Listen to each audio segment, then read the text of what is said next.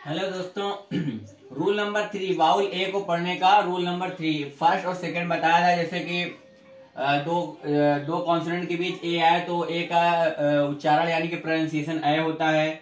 और अगर दो कॉन्सोनेंट के बीच ए आए और फिर एक लेटर छोड़कर ई आए तब उसका प्रोनाउंसिएशन ए होता है। ये थर्ड रूल है कि जब छोटे शब्दों में ए के बाद आर या एस हो तब ए का उच्चारण यानी कि प्रोनाउंसिएशन आ होता है। फॉर एग्जाम्पल देखिए, जैसे सी है, ए है और ए के बाद आर है तो कार हो गया। ए का प्रोनाउंसिएशन क्या हुआ? आ हो गया। यहाँ है ना रूल में, जैसे कि छोटे शब्दों में आर हो या एस हो तो यहाँ पे ये आ हो जाएगा। ए के बाद आर या एस हो जाए। उसी तरह देखिए डी है, ए है, ए के बाद ये आर हो गया तो डार्क, उसके बाद ये डार्क हो गया। बट यहाँ पे आर साइलेंट। वैसे भी आर को 50% ही पढ़ा जाता है। अगर लास्ट में आर आया है तो यहाँ देखिए ये आर पे ऐसे क्रॉस निशान, इसका मतलब ये आर आधा ही पढ़ा जाएगा। कार करके पूरा नहीं पढ़ते, कार करके हल्का सा आर का पढ़ते हैं। और उसी तरह जब ये आर के बाद कोई वर्ड आता है, कोई लेटर आता है तो आर साइलेंट ऑटोमेटिक हो जाता है। जैसे यहाँ डार्क ऐसे पढ़ेंगे तो डार्क होगा, बट यहाँ पे देखिए आर साइलेंट है तो यहाँ पे क्या हो गया? तो डार्क हो गया। उसी तरह देखिए ए है, ए के बाद आर है तो आर, उसके बाद में आर, लेकिन यहाँ पे आर के बाद एक लेटर है इसलिए आर यहाँ पे साइलेंट है, इसको पढ़ेंगे आम। आम मीन्स होता है बां। और इसी तरह देखिए ए है, ए के बाद एस है तो ए के बाद आर हो या एस हो, ए के बाद आर हो या एस हो तो ए का जो प्रोनाउंसिएशन यानी उच्चारण होगा तो आ होगा। तो यहाँ पे आ, उसके बाद आस, उसके बाद क्या? आज।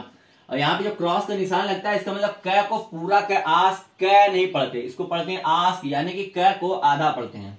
उसी तरह देखिए यफ है, यफ के बाद ए है, ए के जस्ट बाद एस आया है तो जब भी आर या एस आएगा ए के बाद तो उसका प्रोनाउंसिएशन आ होगा तो फास्ट। उसके बाद ट को भी, टी को भी आधा ही पढ़ा जाए, क्रॉस निशान है क्योंकि फास्ट ट नहीं पढ़ेंगे, फास्ट। उसी तरह यम के बाद ए है, ए के बाद एस है तो उसके बाद ये मास्क हो गया। तो यही है कि छोटे शब्दों में आर या एस के बाद ए आएगा तो ए का जो उच्चारण या प्रोनाउंसिएशन है वो आ होता है। उसी तरह रूल नंबर 4 है। देखिए रूल नंबर 4 में छोटे शब्दों के अंत में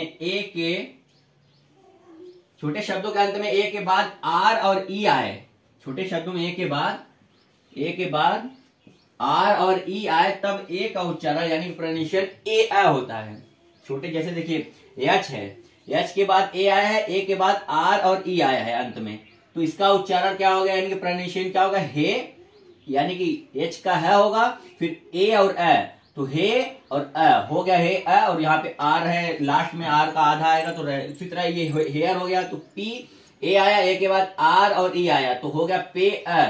और र को पूरा नहीं पढ़ा जाता, कभी भी र को पूरा नहीं पढ़ा जाता। ये लास्ट में क्रॉस निशान इसीलिए दिया जाता है कि र को आप हाफ पढ़े, हेयर, पेयर, मेयर ऐसा करके, नहीं तो हेयर, पेयर, मेयर ऐसा नहीं पढ़ा जाएगा। र को पूरा नहीं पढ़ सकते, र को बहुत ही कम ही पढ़ा जाता है। इसके बाद अगर कोई लेटर जैसा रहता है, अब इसको लेटर अगर कोई रहता है लास्ट में उसके बाद कोई और उसके मीनिंग आएगा तो उसको र को साइलेंट कर दिया जाता है। बट यहाँ पे आर वैसे भी पहले से ही साइलेंट रहता है, लास्ट में ई रहता है और आर को आधा पढ़ेंगे तो हेयर, पेयर, मेयर। उसी तरह फेयर, केयर, शेयर कि ए के बाद आर और ई आए तब ए का उच्चारण यानी कि प्रोनाउंसिएशन ए और अ होता है। तो देखिए रूल नंबर 4 ये। अब इसमें 3 रूल और है कि ए को है तो एक लेटर है बट इसको पढ़ने के 7 रूल है, यानी कि इसका साउंड जो आता है वो 7 आता है। तो ये तीसरा रूल था, ये हो गया। चौथा रूल था कि छोटे शब्दों के अंत में ए के बाद आर और ई आए